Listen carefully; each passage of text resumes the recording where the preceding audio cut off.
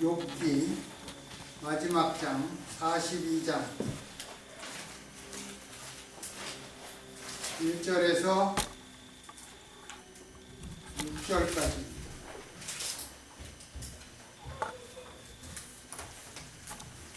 구약성경 802페이지 욥기 42장 1절에서 6절 말씀을 읽겠습니다. 욥이 여호와께 대답하여 가로되 주께서는 무소불능하시오며 무슨 경영이든지 못 이루실 것이 없는 줄 아오니 무지한 말로 이치를 가리우는 자가 누구니이까 내가 스스로 깨달을 수 없는 일을 말하였고 스스로 알 수 없고 헤아리기 어려운 일을 말하였나이다. 내가 말하겠사오니 주여 들으시고 내가 주께 묻겠사오니 주여 내게 알게 하옵소서. 내가 주께 대하여 귀로 듣기만 하였었더니 이제는 눈으로 주를 배웠나이다. 그러므로 내가 스스로 하나고 티끌과 제 가운데서 회개하나이다. 아멘. 성경에서 욥기는 지혜서로 분류합니다. 욥기의 주제는 하나님은 어디 계신가 그런 뜻입니다. 욥기에서 욥은 그가 당하는 고통 중에 끊임없이 하나님을 찾고 있습니다. 그리고 하나님께 질문을 지속적으로 던지고 있습니다. 그러나 하나님께서는 욥기의 시작과 끝을 제외하면 줄곧 침묵하고 계십니다. 욥은 아주 오래전의 사람입니다. 성경학자들 중에 일부는 욥이 믿음의 조상 아브라함보다 약간 뒤의 사람으로 추측하고 있습니다. 왜 그러냐면 아브라함 시대에 우리가 창세기를 보면 우스 땅의 욥이라고 그랬습니다. 우스라는 사람이 거기에 족보에 나오기 때문에 그렇습니다. 또 다른 학자들은 아니다. 욥은 솔로몬 시대 사람이다. 솔로몬은 기원전 1000년 그때에 솔로몬이 있었습니다. 아니면 에스겔 시대로 봅니다. 이거는 기원전 한 500년경 그 정도로 봅니다. 또 욥기는 사용된 언어가 고대 세머입니다. 세마이트라고 그래서 셈, 함, 야벳이 있었죠. 거기에 그 후손들이 나중에 사용한 언어로 생각하는 세모로 기록되었다고 하고 있습니다. 그렇지만 그것도 정확한 것은 아닙니다. 특히 욥기 시작 부분에 나오는 히브리어 언어는 구약의 어떤 히브리어보다 어렵고 이해하기 힘든 히브리어로 쓰졌다고 합니다.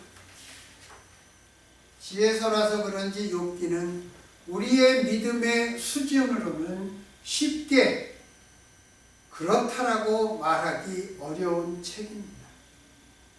여러분 욥기 읽어보셨죠? 욥기에서 욥이 고통을 당하니까 세 친구가 나오죠. 그죠? 엘리바스, 빌닷, 소발. 이 사람들이 와서 욥을 처음에는 일주일 동안 욥의 형편을 보고 아무 말도 하지 않고 있다가 나중에 그 사람들이 이야기합니다. 그 사람들의 논리와 욥의 논리가 다릅니다. 여러분은 어떤 논리가 우리 수준에 맞다고 생각합니까? 욥이 말하는 믿음의 수준을 우리는 감히 그 수준으로 우리의 믿음을 말할 수 없습니다. 그래서 어렵습니다. 성경에서 하나님께서 기뻐하신 믿음의 사람들이 많이 있습니다. 그러나 그 중에서도 특별히 하나님께서 사탄에게까지 자랑하신 사람이 욥입니다. 욥을 자랑하신 하나님의 그 이유는 욥이 순전하고 정직하여 하나님을 경외하며 악에서 떠난 사람이었기 때문입니다. 여러분 이 딱 네 가지입니다. 하나님이 사탄에게까지 자랑하는 것은 딱 네 가지입니다. 순전하고 정직하고 하나님을 경외하고 악에서 떠난 사람. 우리 이 네 가지 중에 우리는 몇 가지 가지고 있습니까? 예? 여러분 순전하십니까? 순전하다는 것은 온전함이 들어가 있는 것입니다. 그리고 여러분 정직합니까? 그리고 하나님을 경외하다. 경외하다는 말은 love and fear. 하나님을 사랑하면서도 두려운 마음을 갖고 있다. 그런 말입니다. 악에서 떠난 사람이다. 악에서 떠난 사람. 이거는 우리가 겉으로 저지르는 행동, 하는 말, 이런 것이 아닙니다. 그런 것은 아주 일부분입니다. 여러분, 우리가 하나님의 말씀만큼 생각합니까? 우리가 모든 것을 믿음으로 살아갑니까? 또 우리가 생각하는 것만큼 행동합니까? 우리의 전체적인 것이기 때문에 우리를 통해서 드러나고 보여지는 것들은 일부분에 지나지 않습니다. 그래서 하나님은 우리의 중심을 보신다고 하시는 것입니다. 이런 것들 외에 우리가 욥에 대해서 알 수 있는 것은 욥은 부자였습니다. 그리고 자식이 10명이었습니다. 아들 7에 딸이 3이었습니다. 욥이 얼마나 똑똑한 사람이었는지, 욥이 얼마나 능력 있는 사람이었는지 우리는 알 길이 없습니다. 다만 하나님께서 어떤 사람을 기뻐하시는가? 그 기준은 처음 가졌던 순수함이 시간과 상황에 따라 변질되지 않고 처음과 끝이 한결같은 그 온전함을 이루는 것입니다. 그 다음에 정직한 사람이며 하나님을 창조주로서 섭리자로서 경외하며 악에서 떠난 사람들을 기뻐하신다는 것입니다. 바로는 사탄이 하나님 앞에서 하나님께서 욥에게 복을 주셨으니까 그가 하나님을 경외하는 것이지 어찌 아무런 까닭도 없이 욥이 하나님을 경외하게 하겠습니까? 이렇게 인과응보를 주장했습니다. 하나님께서는 하나님의 복이 반드시 인과응보로 내려지는 것이 아니라는 것을 증명하시기 위해서 사탄에게 욥을 칠 것을 허락하셨습니다. 하나님의 허락이 내려지자 그때부터 욥의 고난이 시작되었습니다. 사탄은 욥의 모든 재산과 욥의 10자녀까지 순식간에 다 날려버립니다. 욥의 가정에 남은 사람은 오직 욥과 욥의 아내뿐입니다. 이 엄청난 순간에도 욥은 주신 자도 여호와시요 취하신 자도 여호와시요 여호와의 이름이 찬송을 받을지어다 라는 놀라운 신앙 고백을 합니다.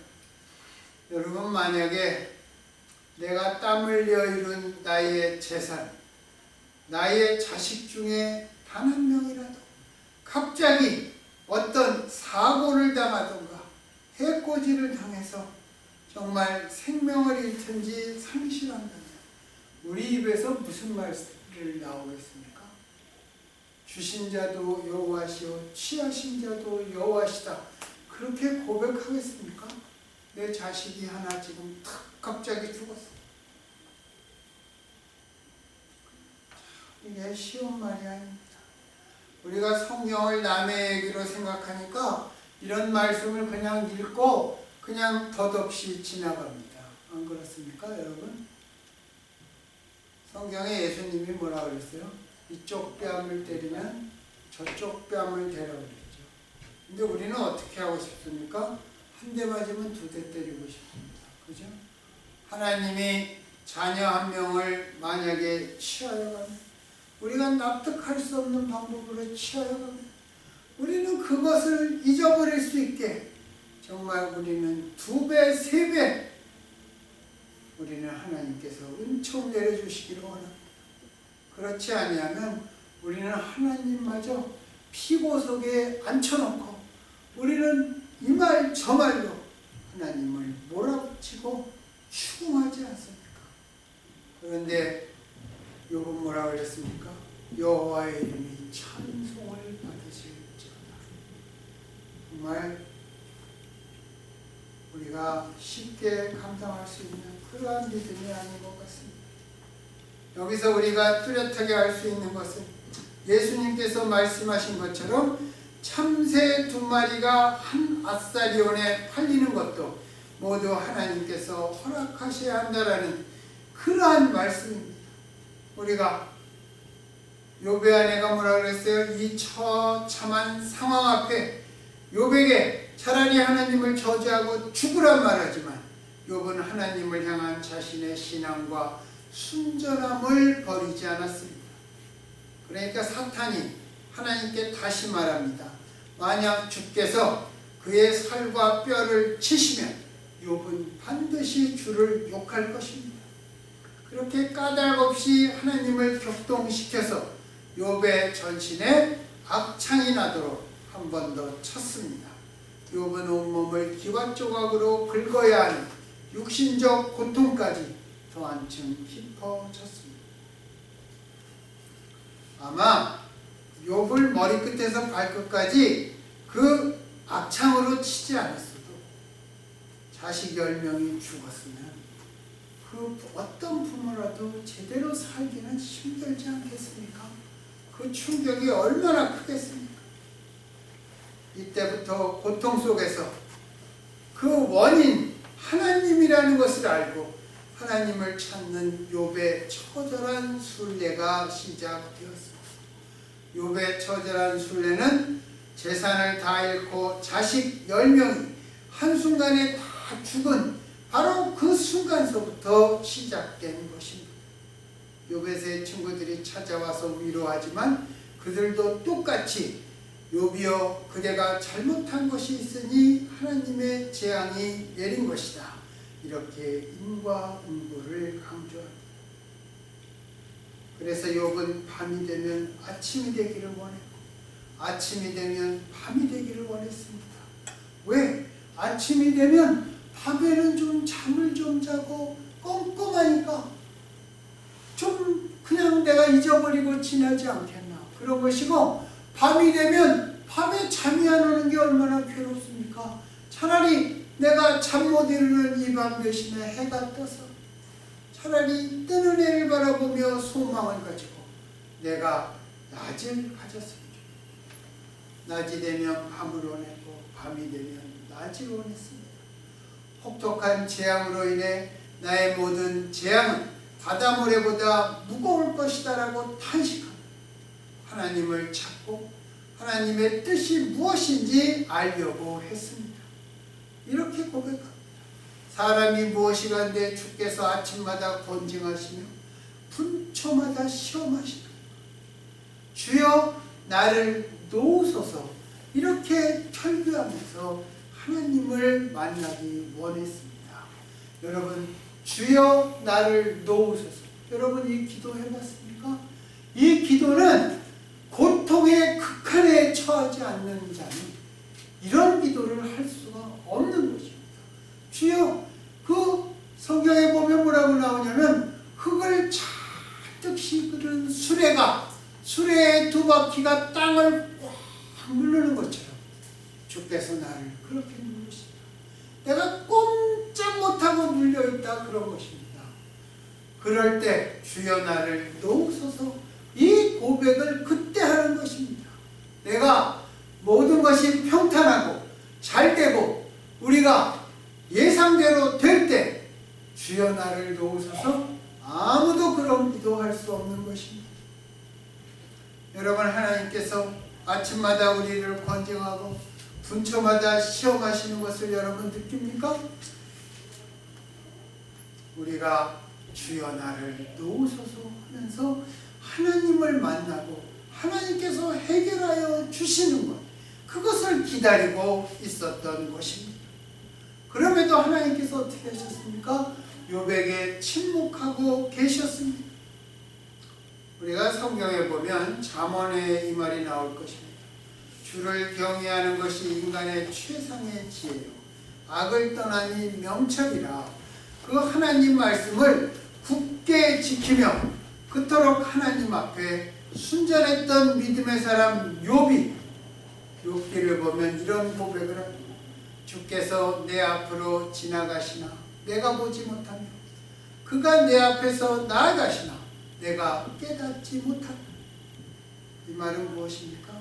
인간과 인간의 지혜의 한계, 우리들의 믿음의 한계를 고백하고 있는 말입니다. 하나님께서 내 앞으로 지나가시는데 내가 그걸 모른다는 것입니다. 야고보서 1장 5절에 보면 너희 중에 누구든지 지혜가 부족하거든 하나님께 구하라 그리하면 주시리라, 그런 말씀이 있습니다. 우리가 이 말씀 앞에 아멘합니다. 아멘하면서도 우리의 마음에 하나님의 뜻을 내가 알 수 있다, 그런 확신과 기대가 있습니까?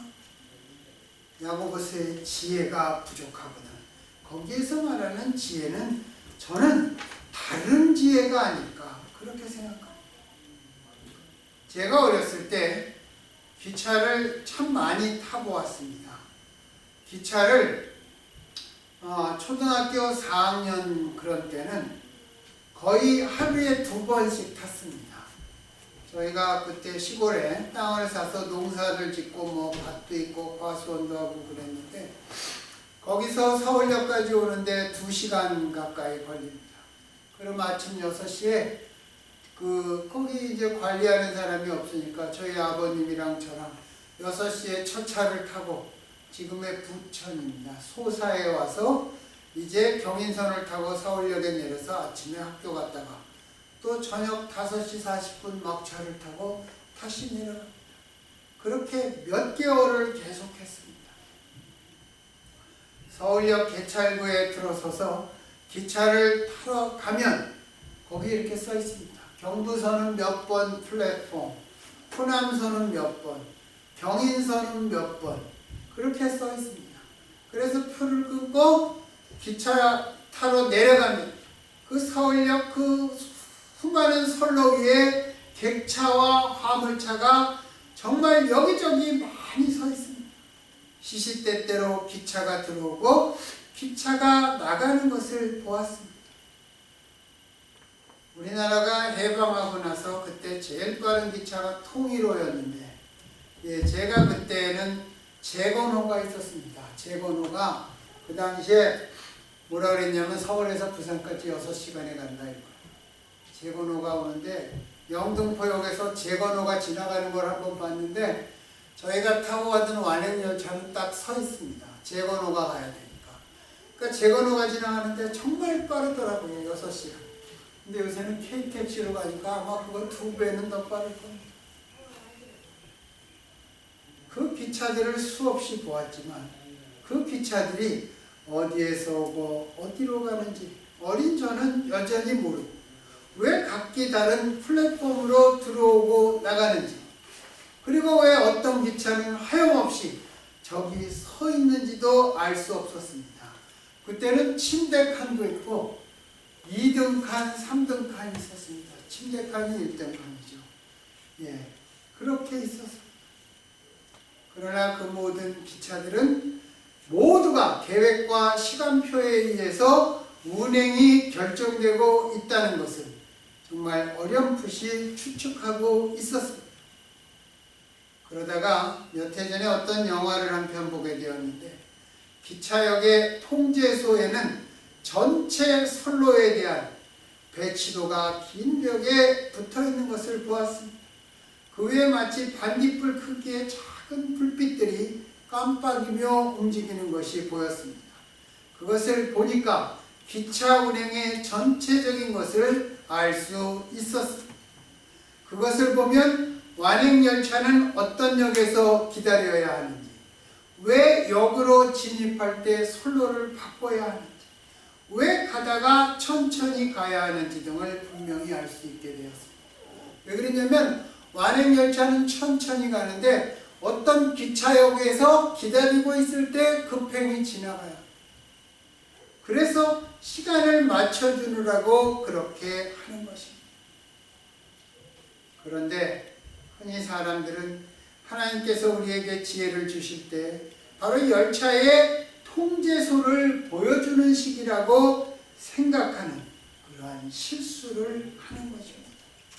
다시 말하면 특별히 자신이 영적이라고 생각하는 사람들은 하나님의 지혜의 은사를 우리 주위에서 일어나고 있는 일들의 그러한 원인과 의미와 목적에 대한 깊은 통찰력을 하나님께서 주신다고 믿습니다. 그래서 어떤 사람들이 고통을 당할 때 영적인 사람이라고 스스로 생각하는 사람들은 와서 위로해 준다고 원인과 과정과 결과까지 다 결론짓고 갑니다. 차라리 안 하는 게 나은 경우가 95%는 될 것입니다. 911이 터졌을 때도 많은 사람들이 이렇게 저렇게 얘기했습니다. 그렇지만 911이 왜 하나님께서 허락하셨는지 우리는 모릅니다. 하나님께서 그것을 막지 못했다고 말할 수 없습니다. 그러면 제한적인 하나님이 되기 때문에. 그런데 저는 그런 사람 여러 명 봤습니다. 물론 저도 뭐 그런 적이 있겠죠. 영적이라고 생각할 때 모든 일의 통찰력, 전체적인 하나님의 열차 컨트롤 맵이 자기한테 보여주는 것처럼 얘기합니다. 자신들이 하나님의 통제실 안에 있다고 생각해서 주변에서 일어난 모든 일들의 진정한 목적이 무엇인지 분별할 수 있으며 하나님께서 어떻게 모든 것을 합력하여 선을 이루도록 하시는지를 분명히 알게 될 것이라고 생각하면서 하나님의 섭리 그 안에서 말하고자 노력을 합니다. 그때 제일 많이 쓰는 게 이거예요. 모든 것이 합력하여 선을 이룬다 그러지 않았습니까? 나쁜 일이 있으면 좋은 일도. 제가 한번 얘기했죠. 제가 한번 그렇게 얘기하는 사람들 앞에 제가 소리를 버럭 지르고 제가 정말 뭐라 그랬습니다. 너희들이 정말 이거에 대해서 아냐? 이 사람의 속마음이 지금 어떤지 알아?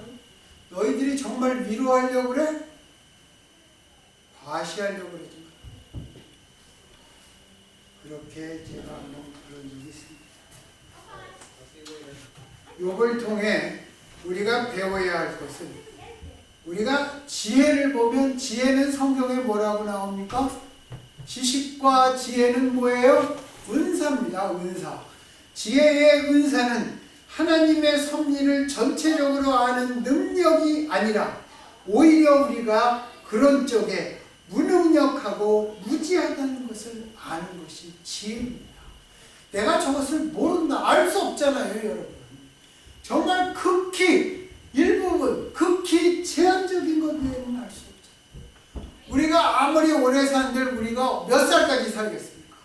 우리가 만약에 오래 살아도 100살을 넘기지 못할 거죠.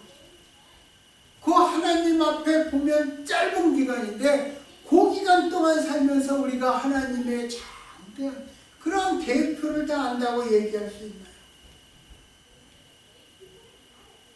실제로 하나님께서 그토록 칭찬하셨던 믿음의 조상 욥도 자신이 당하는 고통 안에서만 부르짖고 있었습니다. 안 그렇습니까? 욥기를 보면 욥이 말하는 건 전부 고통 안에 있습니다. 그 고통을 벗어난 것입니다. 나중에 부르짖어도 하나님이 응답하지 않으니까 뭐라 그럽니까? 내가 이제 육체 바깥에서 하나님을 뵐 것입니다.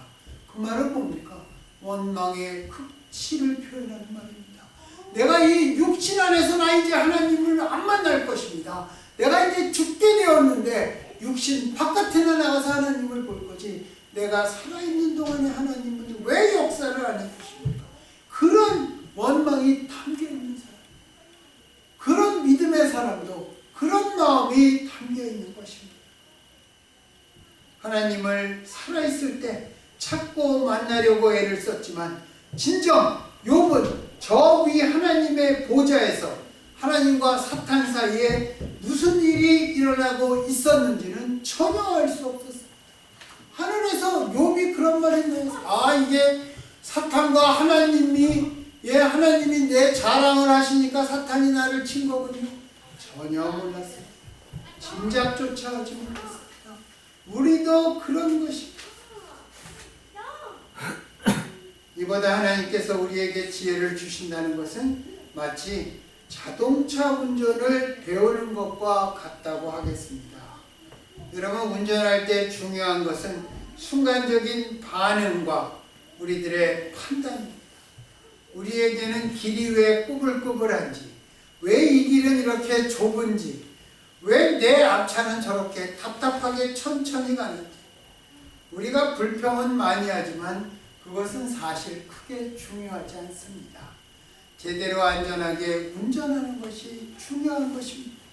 우리의 일상생활에서도 나타난 실제 상황에서 적절하게 판단하고 지혜롭게 대처하는 것이 중요한 것입니다. 하나님께서 우리에게 주시는 지혜란 하나님처럼 전체를 다 볼 수 있는 그런 지혜가 아니라 하나님의 모든 지식을 공유하는 그러한, 우리가 그 열차 운행의 전체도를 볼 수 있는 그러한 눈이 아니라 도리어 하나님은 지혜로우시다, 그렇게 고백하면서 그 지혜로우신 하나님을 의지하고 하나님께서 인도하시는 그 길, 내가 보지 못해도 하나님의 뜻과 영광을 위해 살아가는 삶이, 그것이 지혜입니다. 그래서 지혜란 하나님과 우리를 더 가까이 결속시키고, 언제 결속시킵니까? 하나님, 저는 지혜가 없습니다, 나를 붙잡아 주세요, 그렇게 외칠 때 하나님과 더 가까이 가는 것입니다. 동시에 우리에게 주어진 상황에서 하나님처럼 최선의 목적을 위해 최선의 수단을 사용하는 것이라고 하겠습니다. 욥에게 가장 고통스러웠던 것이 무엇입니까? 자신이 당한 고통 중에 그렇게 외쳐보고 절규해 보아도 하나님께서 나타나지 않으신다는 점이었습니다. 욥이 가장 고통스러워한 것은 자신이 당한 그 고통 그 자체가 아니라, 내가 이 고통 중에 이렇게 하나님을 부르짖는데 하나님은 왜 못 들은 척 하시는가? 그것이 더 고통스러운 것입니다. 그러다가 마침내 폭풍 가운데서 나타난 하나님을 보고 하나님께서 또 자신의 고통을 분명히 아시고 보고 계셨다는 것을 알고 기뻐하며 회개하는 것입니다. 욥은 하나님의 전체적인 지식과 지혜를 알고자 하였지만 하나님께서 38장에 나타나셔서 이렇게 얘기합니다. 내가 땅에 기초를 놓을 때 내가 거기 있었느냐? 누가 그 도량을 정하였었는지, 누가 그 준승을 그 위에 띄웠었는지, 그 주초를 무엇이에 세웠으며 그 모퉁이 돌은 누가 놓았는지 내가 아느냐? 이렇게 물으십니다. 그러니까 욥이 뭐라 그럽니까? 내가 스스로 깨달을 수 없는 일을 말하였고 스스로 알 수 없고 헤아리기 어려운 일을 말하였다. 이것이 오늘 법, 이것이 저의 지혜의 한계라는 것입니다. 그런데 한계도 보지 못하고 그렇게 하나님 앞에 내가 나의 논리와 하나님을 만나야 되는 그러한 나의 이유를 펼쳤던 그러한 것을 이제 죄와 티끌 가운데서 스스로를 하나며 회개합니다. 이렇게 말했습니다. 여기서 스스로를 한한다, 이 말은 영어로 despise myself, 그리고 repent 한다는 것입니다. 이것이 인간된 우리가 피조물로서 하나님 앞에 가장 먼저 찾아야 할 지혜입니다. 이게 지혜입니다. 요새가 가을이죠. 그 윤동주 시인의 그 서시라는 유명한 시가 있죠. 죽는 날까지 하늘을 우러러 한 점 부끄러움 없기를 나는 잎새에 있는 바람에도 괴로워했다. 그런 시가 있는 반면에 또 별에는 밤이라는 시가 있습니다. 윤동주 시인은 정말 아까운 사람입니다. 1917년에 태어나서 1945년 그 일본 후쿠오카가 그 감옥에서 불과 해방되기 몇 달 전에 옥사했습니다. 여름방학을 맞아 오늘날 그 연변이죠. 거기에 있는 어머니를 만나러 갔다가 동지사 대학을 다니다가 방학을 맞아 어머니 만나러 갔다가 사상범으로 몰려서 감옥에 갇혀서 해방을 몇 달 앞두고 그 28살이라는 젊은 나이에 죽었습니다. 그런데 어떻게 그 어린 나이에 아름다운 시를 썼는지 모르겠어요. 그 별에는 밤이라는 시는 이런 것입니다. 계절이 지나가는 하늘은 가을로 가득 차 있습니다. 나는 아무 걱정도 없이 가을 속의 별들을 다 헤일 듯합니다. 셀 수 있을 것 같다는 것입니다. 가슴 속에 하나 둘 새겨지는 별을 이제 다 못 헤는 것은 쉬이 아침이 오는 까닭이요 내일 밤이 남은 까닭이요 아직 나의 청춘이 다하지 않은 까닭입니다. 하늘의 별을 내가 다 셀 수 없다는 것입니다. 그게 나의 한계라는 것입니다. 그러나 내일 밤에 또 새겠다는 것입니다. 나의 청춘이 아직 남아있다는 것입니다. 별 하나의 추억과 별 하나의 사랑과 별 하나의 쓸쓸함과 별 하나의 동경과 별 하나의 시와 별 하나의 어머니. 북간도에 계신 어머니를 생각하며 별 하나마다 어머니 생각을 하는 것입니다.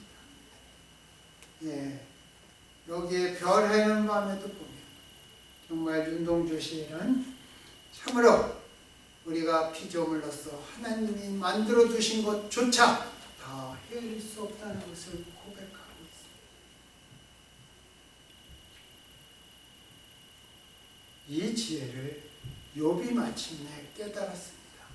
그리고 정당하지 못한 말로 욥을 번뇌케 한 위로자들이었던 세 친구들을 위해서 욥이 하나님께 기도했고 하나님께서는 그 친구들을 용서하셨고 욥의 곤경을 돌이키셨습니다. 그리고 나서 욥에게 다시 10자녀를 주셨습니다. 그 중에 3딸이 있죠. 여미마, 게레나프, 그시야 그 3명의 딸을 주셨는데 전국에 이 딸들처럼 아름다운 사람들이 없다. 그렇게 얘기했고 욥은 그 당시에도 자기 딸들에게도 아들과 똑같이 기업을 나누어 주었다고 욥기는 기록하고 있습니다. 여러분 욥이 깨달은 지혜가 무엇입니까? 이 지혜를 우리도 깨달아야 합니다. 하나님의 전체적인 지혜를 아는 것이 아닙니다. 하나님께서 모든 것을 아시고 하나님의 지혜를 우리가 의지하고 우리가 하나님의 도우심과 인도하심을 의지하고 나는 미련한 자 아는 것이 없고 하나님께서 인도해 주셔야 된다는 것입니다. 마치 로마서에 보면 죄가 더한 곳에 은혜가 넘쳤다고 얘기합니다. 내가 하나님 앞에 미련하다고 얘기할 때 아무것도 할 수 없다고 고백하며 하나님한테 매달려 마치 어린아이처럼 나아갈 때 주께서 우리에게 더 많은 것으로 더 세세한 것까지 더 디테일한 것까지 주께서 채우시고 인도하신다는 것입니다. 욥이 그것을 깨달은 것입니다. 사람 앞에서나 하나님 앞에서 우리가 그래서 지혜로운 척하지 말아야 됩니다. 참 조심해야 되는 것입니다. 가을에 벼가 익으면 어떻게 됩니까? 고개를 숙이죠. 예, 그렇게 돼야 하는 것입니다. 고개를 숙이고 겸손해지고 그 안에 충실한 이삭이 맺히는 것입니다. 우리도 욥이 깨달은 이 지혜를 깨닫고 점점 인간 중심으로 흐르는 이 시대와 우리 주변을 위해서 우리도 욥처럼 기도해야 할 것입니다. 지난번인가 지지난주에 크리스찬 타임즈에 그 텍사스의 그 무슨 교회죠? 잊어버렸는데 조엘이라는 사람이 하는 교회 있죠. 몇몇 명씩 모이는데 그 부인이 예배는 하나님을 위해서 드리는 것이 아니라 우리 자신을 위해서 드리는 것이다. 무슨 뜻으로 그 말을 했는지는 모릅니다. 모르지만 여러분 그 조엘이라는 사람은 목사 한 사람 같이 왔어요. 자기 아버지가 목사였고 자기가 거기서 프리처를 하는 거지 많은 사람들이 그 사람은 목사라고 알고 있는데 최근에 어디서 안수를 받았는지는 모르겠지만 제가 아는 몇 년 전까지 그 사람은 목사다. 그리고 우리 그 규칙을 따지고 질서를 따지는 교회에 그 사람은 쉽게 말해서 프리칭 라이센스가 없다고 봅니다. 그런데 그 사람 얘기를 하겠다는 게 아니라 그 부인이 예배는 우리를 위해서 드리는 것이다. 점점 인간 중심으로 그렇게 흘러가는 것이고 그렇게 말을 해도 그 교회 내에서 반박이 없는 것입니다. 아벨이 하나님 앞에 왜 제사를 드렸습니까? 하나님 앞에 감사하는 마음으로 회개하는 마음으로 하나님 앞에 제사가 보면 번제도 있고 화목제도 있고 수은제도 있고 요제도 있고 뭐 여러 가지 종류가 있잖아요. 하나님 앞에 죄를 지었을 때도 우리가 제물을 드리고 하나님과 화목하기 위해서 드리고 감사할 때 드리고 다 하나님을 위해서 드리는 것이 예배입니다. 우리가 드리는 이 예배도 하나님한테 드리는 것입니다. 그래서 여러분 예배를 위해서 우리가 기도하거나 간구하거나 연구할 때 하나님의 영광을 노래해야 돼요. 하나님의 지혜, 하나님의 지식, 하나님의 권능을 의지하는 그러한 예배가 되어야 하는 것입니다. 그래서 욥이 깨달은 지혜가 바로 그런 것이다. 순전하고 정직하고 하나님을 경외하며 악에서 떠나서 우리 주변을 위해서 기도하는 하나님께서 기뻐하시는 욥과 같은 사람들, 그러한 사람들이 되기를 우리 주 예수 그리스도의 이름으로 간절히 축원합니다. 기도하겠습니다.